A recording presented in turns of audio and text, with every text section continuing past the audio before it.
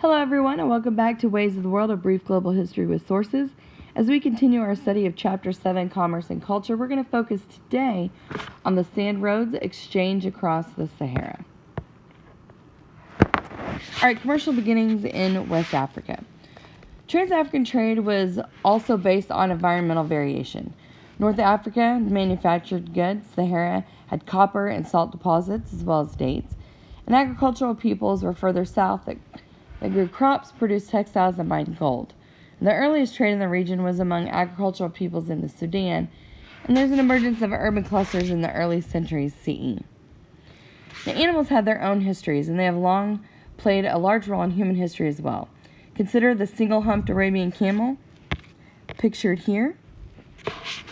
For thousands of years, an important means of transport and a beast of burden on the silk and sand roads. Even today, the Arabian camel is a common sight across northern Africa and the Middle East, but it took millennia for this breed of camel to spread beyond its native Arabian Peninsula, where it had been domesticated by 3000 BCE.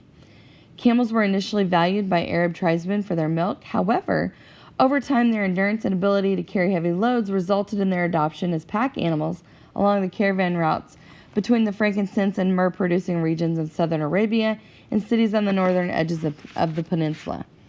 This trade slowly introduced Arabian camels to the rest of the Middle East, where they were well established by 500 BCE, but the invention of a new saddle that allowed each animal to carry a heavier load transformed the camel into the most versatile and efficient form of transport in the region by 100 BCE. Ultimately, the camel displaced the ox and cart, which for millennia had been a mainstay for moving goods. The advantages of the camel were significant.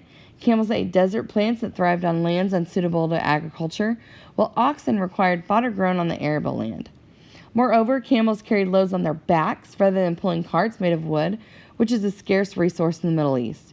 In many parts of the region, the camel's triumph was complete. By 500 CE, wheeled vehicles had disappeared entirely from most of the Middle East, and the camel maintained its dominance for 1,500 years.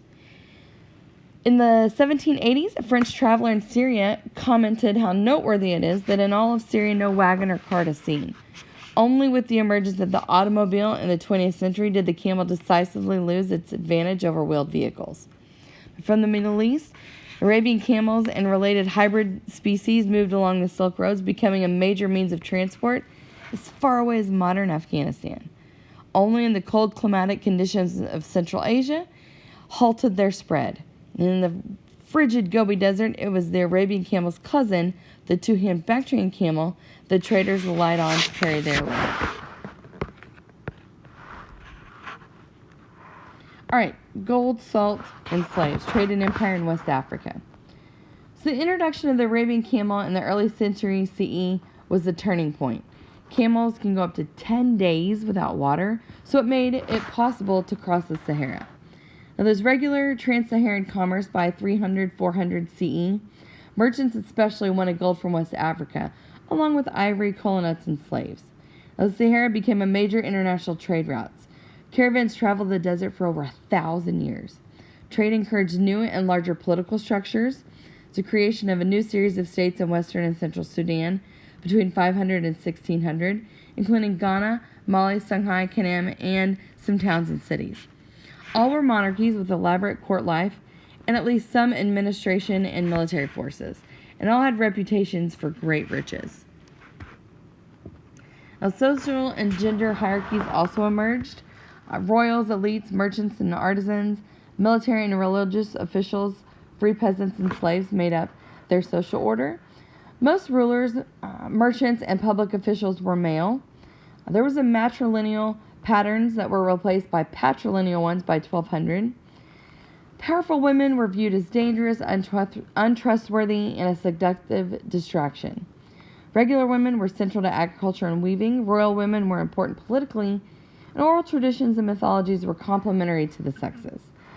As slavery was present in West Africa at first, most of these slaves were women. And with the development of civilization, male slaves were used for various jobs: officials, porters, craftsmen, miners, even agricultural laborers. And most slaves came from societies that were rated farther south. And some 1,500 slaves a year came across the Sahara between 1100 and 1400.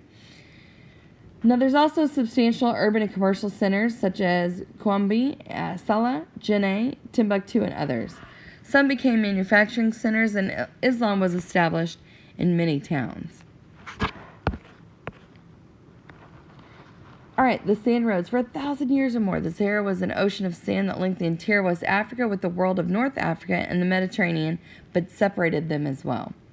So which cities were built at points where the sand roads, trade routes, arrived at the Niger River? Sand roads met the Niger River at Timbuktu and Gao. Now, the Kingdom of Mali was much larger than the earlier Kingdom of Ghana. So what might you infer from the map about the motives for Mali's westward expansion?